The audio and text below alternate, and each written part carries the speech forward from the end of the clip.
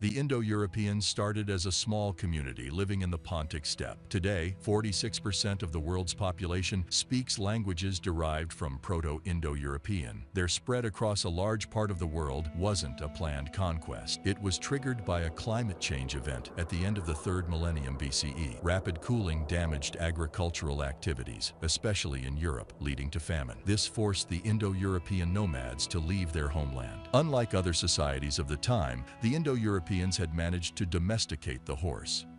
This gave them a significant advantage in wars against societies that had not yet domesticated horses. Using this advantage, the Proto-Indo-Europeans began to spread across the world. Their first migration was to the region around the southern Bug River. Here they settled and either killed, displaced, or assimilated the native Cucuteni Tripilian culture through imposing their language and culture. Their next stop was Anatolia. Around 3000 BCE, Proto-Indo-Europeans arrived in the region and established dominance over the native Hatti principalities, forming the Hittite society. Around the same time, Proto-Indo-European migrants moved westward and established the corded ware culture, which was centered around modern Germany and southern Scandinavia. The native populations in these regions, like others before them, were unable to resist and were assimilated and mixed with the Indo-Europeans.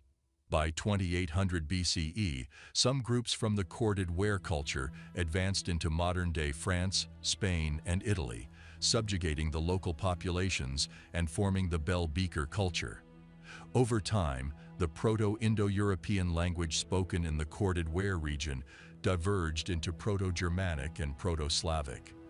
Similarly, the language spoken in the southern Bell Beaker region began to diverge into Italic and Celtic languages. Indo-Europeans from the Sintashta culture, known for inventing the chariot, began migrating east and south around the 20th century BCE.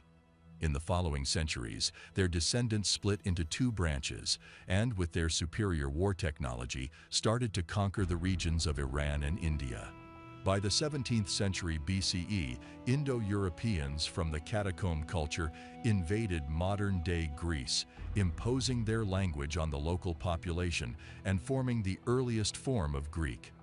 Whether they came via the Caucasus or, like the Greeks, from the catacomb culture is unclear, but the ancestors of the Armenians arrived in eastern Anatolia around the 15th century BCE, mixed with local populations and formed Proto-Armenian. The Indo-Europeans who moved southeast from Central Asia around the 15th century BCE invaded the Indus civilization, mixed with the native populations and laying the foundations for modern Indian languages. Those who moved westward from Central Asia began settling in modern-day Iran around the 12th century BCE.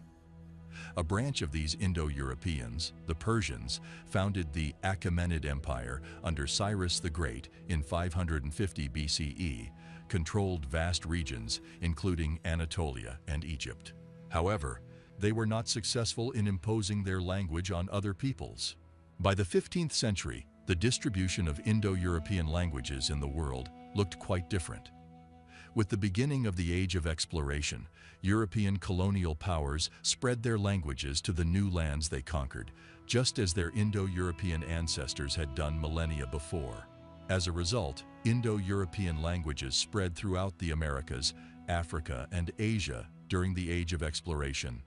Today, around 3.2 billion people speak an Indo-European language as their first language, accounting for about 46% of the world's population.